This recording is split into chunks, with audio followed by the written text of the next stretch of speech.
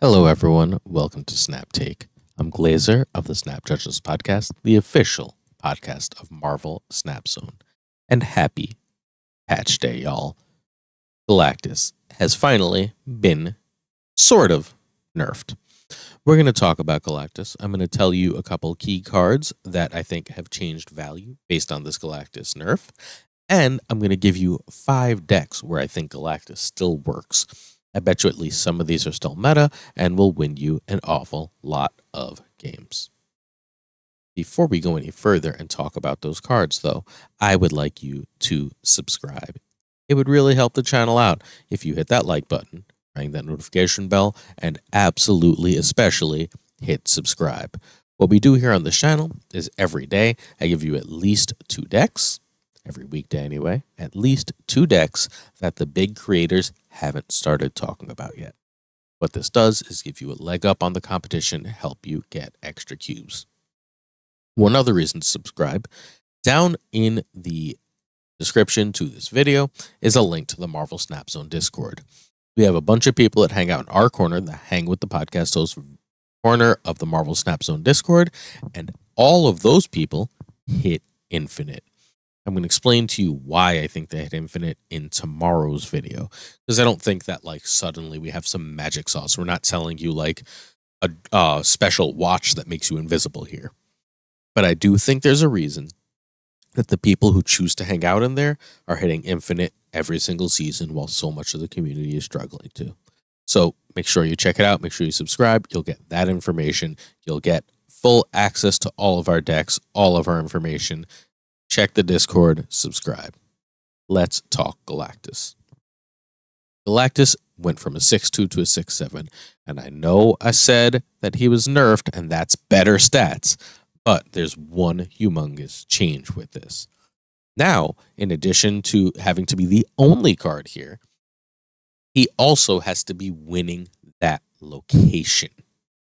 If he's not winning the location, Galactus doesn't go off. You just played a 6-7 that did nothing. If your opponent can get 8 or more power, or with other combinations, even within that, they win the location. They basically likely win the game, as Galactus turns out to do nothing. This has several major issues here. One, your Galactus is often going to be a 50-50 because you're going to be able to play him in one of 2 places. Your opponent can match his power in one of those 2 places. You're stuck guessing where to play him so that basically your opponent doesn't blow your stuff up. That's going to decrease the consistency first. Second, when you are winning a location, you by definition will have priority. When you have that priority going into those last turns, you have extra danger from Shang-Chi. You want to play Galactus, you now have priority, you play your Null, your Destroyer, your Death, your America Chavez, whatever. Your board goes boom.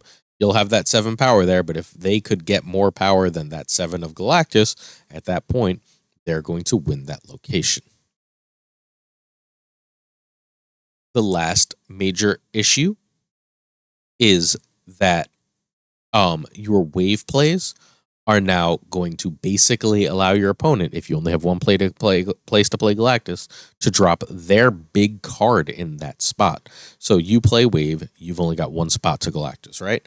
So let's say you drop your Galactus in that spot. If you didn't have priority, if you did not have priority, then what actually happens is their Hulk gets revealed first, their whatever, Thanos gets revealed first, their bigger card than Galactus gets revealed first, right?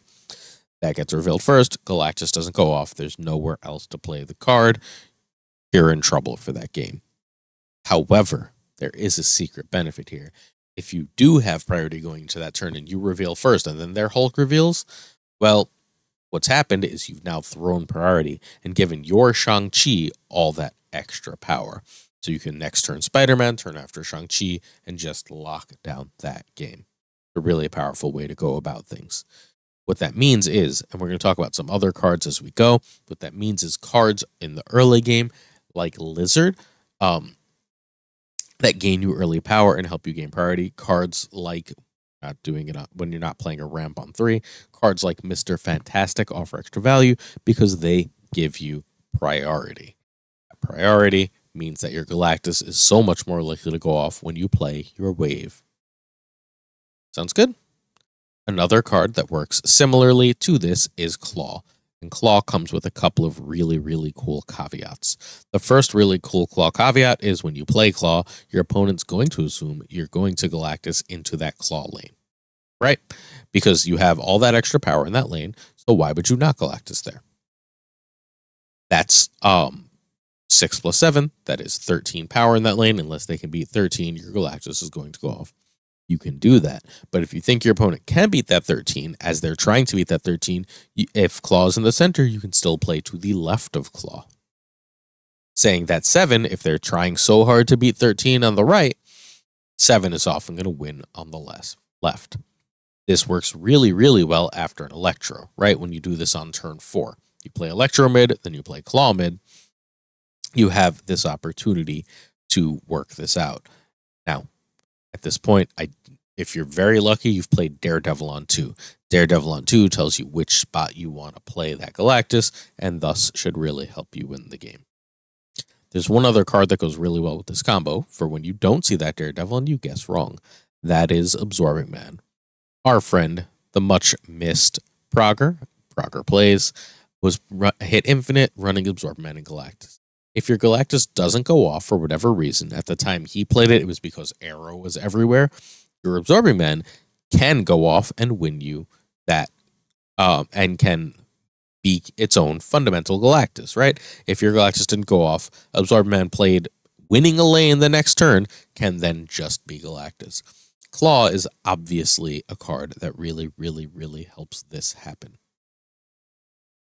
When you guess wrong, Absorbing Man can help. The 3 power is really bad here, but it's an option for you if that's the route you choose. It's not the deck we're talking about today, though. Those are not one of the 5 best decks I think we found. Let's talk about those decks. Before we get to them, though, I'm going to remind you one more time, subscribe. You don't want to miss where these decks are going. Okay, the first deck is Braude's deck. I didn't edit a card. Everyone's trying to change so much. I don't even know if you need to. Let's make them show us that this is wrong. The weakness of this deck is almost entirely Shang-Chi. If your Galactus gets priority, basically what you want to do, unless you did the wave combo, was play the big cards. If you're not seeing Shang-Chi, though, in your meta, this deck should still be really, really strong. There's not a lot opponents can do to stop this play line, even with the change to Galactus. You're just going to have to make sure that your early plays, your Yondu, Daredevil, Electro, or Wave, are all in one location. So you have options of where to Galactus. So you can see where your opponent has played so as to guarantee as much power. Changes to this deck abound. One of the most obvious ones to me is to get rid of Yondu. A Daredevil play can mean a lot of different things, right? A Daredevil play could mean a lockdown deck, so on. Yondu basically means destroy, but it's a big tell for a lot of people that you're playing Galactus because you're trying to power up your null or cheapen your death. So getting another card that helps you get priority, say, for example, a Lizard here, might be a way to help A, gain you that priority for those wave turns, and B, not be so obvious that you're Galactus so your opponent is not necessarily combating it. Because if you play a Daredevil and your opponent plays in that Daredevil lane, that's one less card that's competing for that Galactus lane. I decided to take this deck, which won the Marvel Snap Battle Arena, which I casted. I decided to take this deck and make a couple changes. The changes led me to this Goblin list. I'm going to explain what this does differently than the previous list. Obviously, what it does the same is it still has the exact same Daredevil, Electro, Wave, Spider-Man, Doc Ock, Galactus, Null Death play. It's going to be a little less consistent without America. You can fit America relatively easily. This deck tries to take advantage of the Goblins. Goblins are a wonderful way of having your lane empty, helping you win that lane and win priority so that you can then Galactus. That is absolutely thing number 1 that this deck tries to do to help you get your new Galactus off. Now, one of the best plays with this deck, though, is you can Shuri and Iron Fist. If you Iron Fist and Shuri, let's say you want to get a turn 6 Galactus off.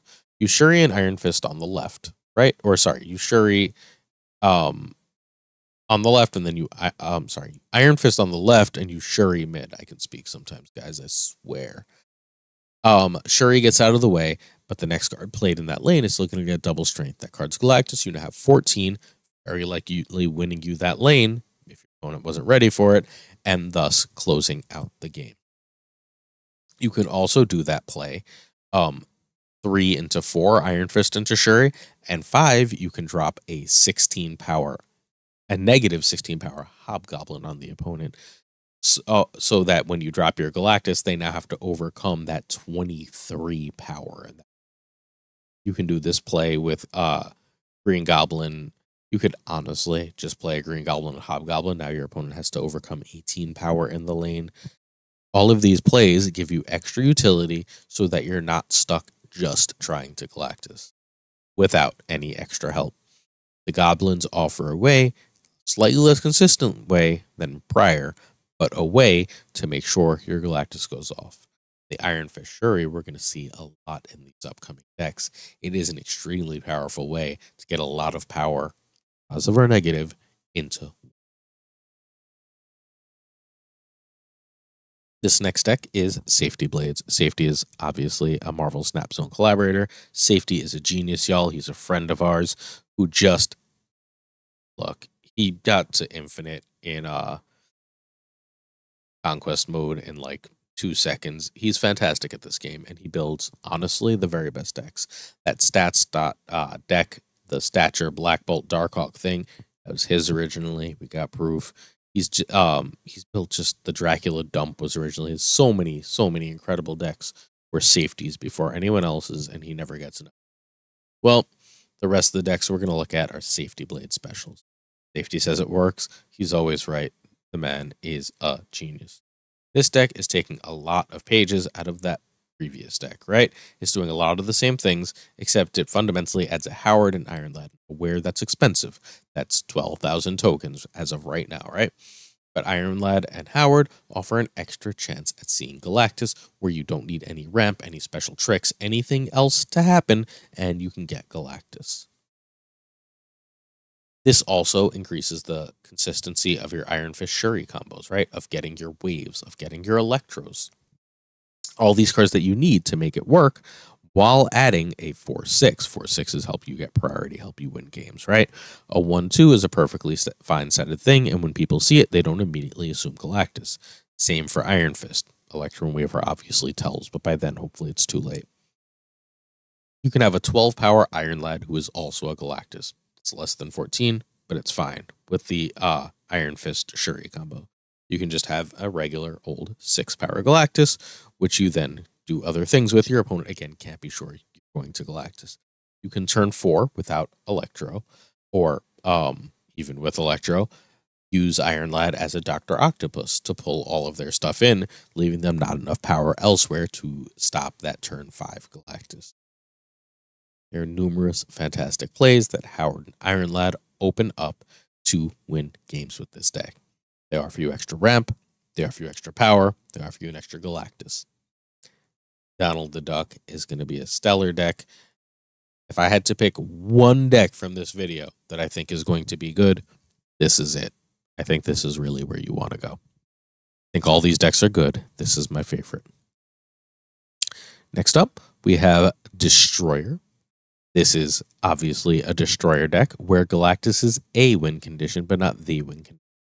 This deck can do a lot. I'm not going to talk about the things we've talked about before, but one of the easy and obvious plays is Shuri to Nimrod. At that point, you can either Galactus if you're winning a spot, or you can just drop Destroyer and drop 10 power cards all over the board with your 15 power Destroyer. It's a really, really powerful play. You can also, if you've played Electro, Shuri directly into Destroyer. That's a 30 power Destroyer. Then Taskmaster that card for 30 power in 2 lanes. That is, again, going to win you a lot of games.